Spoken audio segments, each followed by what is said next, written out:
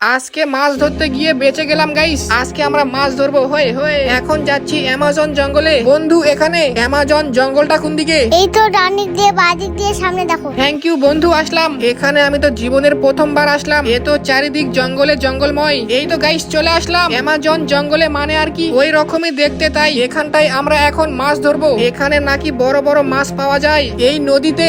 এখন আমরা জালগুলো ফেলি। আজকে আমরা অনেকগুলো মাছ ধরবো গাইস। মাছ না ধরে আজকে আমি বাড়িতেই যাব না। সবগুলো জাল ফেলা হয়ে গেল। বসে থাকে শুধু জাল পাহারা দেওয়া আর শুধু বিরিয়ানি খাওয়া। বিরিয়ানি খাওয়া আর জাল পাহারা দাও, এগুলাই এখন আমাদের টাইম পাস। তারপর বিকেল হয়ে গেল। জালগুলো এইবার দেখি কটা বোয়াল মাছ পাই। এই তো গাইস একটা পেয়েছি। তারপর দেখি যে এটা তো বোয়াল মাছ নয়, সাপ হয়। সাপ দেখে তো আমি অনেক ভয় পাই, তাই বোয়াল মাছ মনে করে একে আমি ধরলাম। দেখো কত বড় সাপ। না, একে আমি ছেড়ে দেই গাইস। এই জালের তো মাছই পেলাম না গাইস। এই জালের তো অনেকগুলো মাছ পেয়েছি, এক হাড়ি ভর্তি মাছ। এতগুলো মাছ দেখে আমার তো মাথায় খারাপ হয়ে গেল। আর কোনোদিন আসবো না এখানে মাছ ধরতে। গাইস তোমাদের ওখানে কি মাছ ধরার জায়গা আছে? থাকলে বলবা হ্যাঁ।